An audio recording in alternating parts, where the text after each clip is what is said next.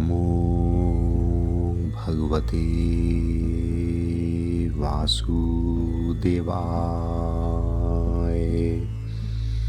भागवत पुराण द्वितीय स्कंद चौथा अध्याय। राजा का सृष्टि विषयक प्रश्न और शुकदेव जी का कथा आरंभ। सूत जी कहते हैं, शुकदेव जी के वचन भगवत तत्व का निश्चय कराने वाले थे। उत्तरानंदन राजा परीक्षित ने उन्हें सुनकर अपनी शुद्ध बुद्धि भगवान श्री कृष्ण के चरणों में अनन्य भाव से समर्पित कर दी। शरीर, पत्नी, पुत्र, महल, पशु, धन, भाई बंधु और निष्कंटक राज्य में नित्य के अभ्यास के कारण उनकी दृढ़ ममता हो गई थी। एक ही क्षण में उन्होंने उस ममता का त्याग कर दिया।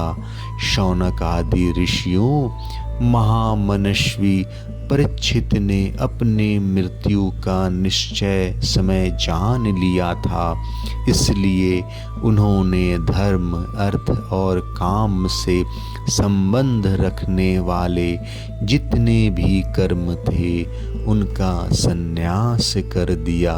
इसके बाद भगवान श्री कृष्ण में सुदृढ़ आत्मभाव को प्राप्त होकर बड़ी श्रद्धा से भगवान श्री कृष्ण की महिमा सुनने के लिए उन्होंने श्री सुखदेव जी से यही प्रश्न किया जिसे आप लोग मुझसे पूछ रहे हैं। परीक्षित ने पूछा, भगवत स्वरूप मुनिवर, आप परम पवित्र और सर्वज्ञ हैं। आपने जो कुछ कहा है वह सत्य एवं उचित है। आप ज्यों ज्यों भगवान की कथा कहते जा रहे हैं, त्यों त्यों मेरे अज्ञान का पर्दा फटता जा रहा है। मैं आपसे फिर भी यह जानना चाहता हूँ कि भगवान अपनी माया से इस संसार की सृष्टि कैसे करते हैं। भगवान इस संसार की रचना तो इतनी रहस्यमयी है कि ब्रह्मादि समर्थ लोकपाल भी इसके समझने में भूल कर बैठते हैं। भगवान कैसे इस विश्व की रक्षा और फिर संहार करते हैं। अनंत शक्ति परमात्मा किन किन शक्तियों का आश्रय लेकर अपने आप को ही खिलौने बनाकर खेलते हैं। वे बच्चों के बनाए हुए घरौंदे की तरह ब्रह्मांडों को कैसे बनाते हैं और फिर किस प्रकार बात ही बात में मिटा देते हैं। भगवान श्री हरि की लीलाएं बड़ी ही अद्भुत अचिंत्य है। इसमें संदेह नहीं कि बड़े बड़े विद्वानों के लिए भी उनकी लीला का रहस्य समझना अत्यंत कठिन प्रतीत होता है। भगवान तो अकेले ही हैं। वे बहुत से कर्म करने के लिए पुरुष रूप से प्रकृति के विभिन्न गुणों को एक साथ ही धारण करते हैं अथवा अनेकों अवतार ग्रहण करके उन्हें क्रमशः धारण करते हैं। मुनिवर, आप वेद और ब्रह्म तत्व दोनों के पूर्ण मर्मज्ञ हैं, इसलिए मेरे इस संदेह का निवारण कीजिए। सूत जी कहते हैं, जब राजा परीक्षित ने भगवान के गुणों का वर्णन करने के लिए उनसे इस प्रकार प्रार्थना की, तब श्री शुकदेव जी ने भगवान श्री कृष्ण का बार बार स्मरण करके अपना प्रवचन प्रारंभ किया। श्री शुकदेव जी ने कहा, उन पुरुषोत्तम भगवान के चरण कमलों में मेरे कोटि कोटि प्रणाम है, जो संसार की उत्पत्ति, स्थिति और प्रलय की लीला करने के लिए सत्व, रज तथा तमोगुण रूप 3 शक्तियों को स्वीकार कर ब्रह्मा, विष्णु और शंकर का रूप धारण करते हैं, जो समस्त चर अचर प्राणियों के हृदय में अंतर्यामी रूप से विराजमान है, जिनका स्वरूप और उसकी उपलब्धि का मार्ग बुद्धि के विषय नहीं है, जो स्वयं अनंत हैं तथा जिनकी महिमा भी अनंत है।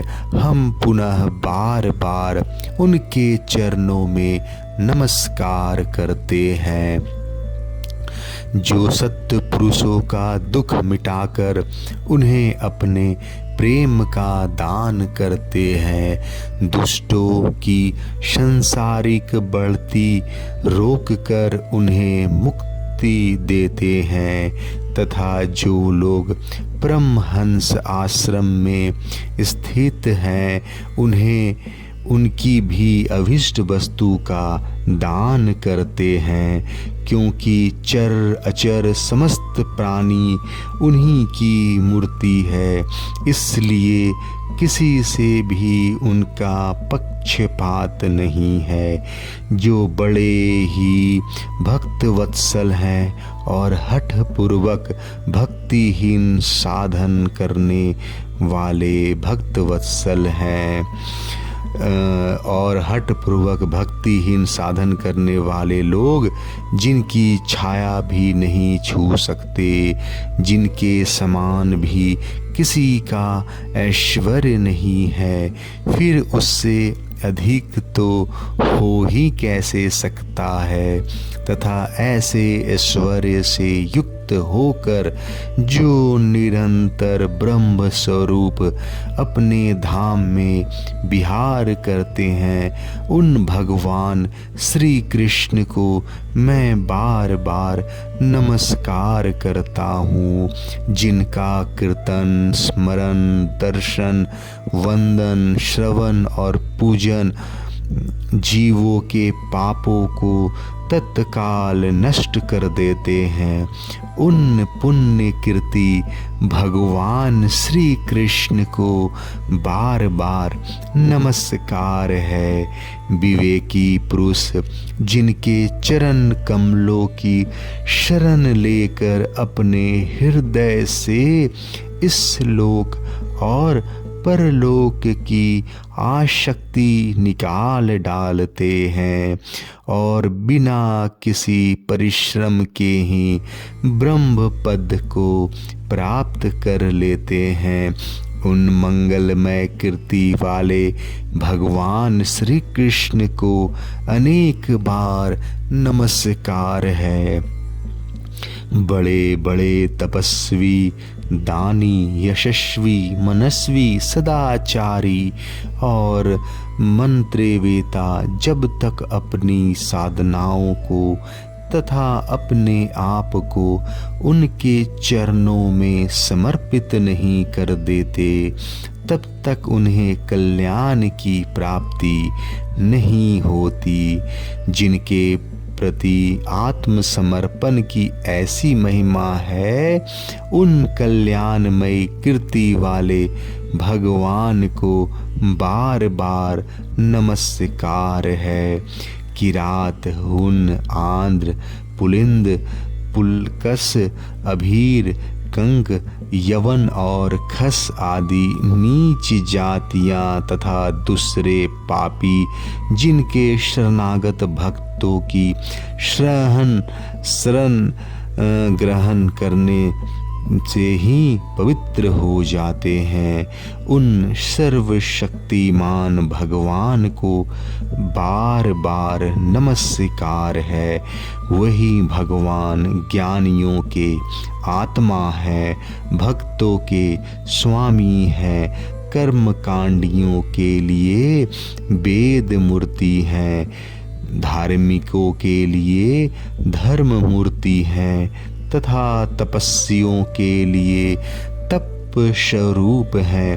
ब्रह्मा, शंकर आदि बड़े बड़े देवता भी अपने शुद्ध हृदय से उनके स्वरूप का चिंतन करते और आश्चर्यचकित होकर देखते रहते हैं। वे मुझ पर अपने अनुग्रह की प्रसाद की वर्षा करें। जो समस्त संपत्तियों की स्वामिनी लक्ष्मी देवी के पति हैं, समस्त यज्ञों के भोक्ता एवं फलदाता हैं, प्रजा के रक्षक हैं, सबके अंतर्यामी और समस्त लोकों के पालन करता है तथा पृथ्वी देवी के स्वामी हैं, जिन्होंने यदुवंश में प्रकट होकर अंधक,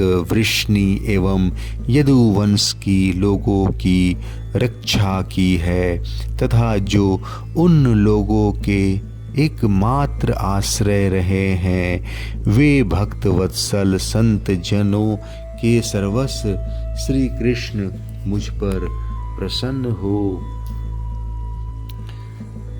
प्रसन्न हो विद्वान पुरुष, जिनके चरण कमलों के चिंतन रूप समाधि से शुद्ध हुई बुद्धि के द्वारा आत्म तत्व का साक्षात्कार करते हैं तथा उनके दर्शन के अनंतर अपनी अपनी मति और रुचि के अनुसार जिनके स्वरूप का वर्णन करते रहते हैं, वे प्रेम और मुक्ति के लुटाने वाले भगवान श्री कृष्ण मुझ पर प्रसन्न हो, जिन्होंने सृष्टि के समय ब्रह्मा के हृदय में पूर्व कल्प की स्मृति जागृत करने के लिए ज्ञान की अधिष्ठात्री देवी को प्रेरित किया और वे अपने अंगों के सहित वेद के रूप में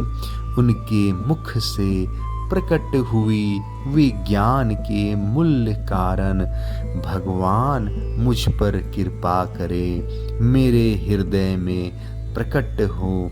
भगवान ही पंच महाभूतों से इन शरीरों का निर्माण करके इनमें जीव रूप से शयन करते हैं और 5 ज्ञानेंद्रियां, 5 कर्मेंद्रियां, 5 प्राण और 1 मन, इन 16 कलाओं से युक्त होकर इनके द्वारा 16 विषयों का भोग करते हैं।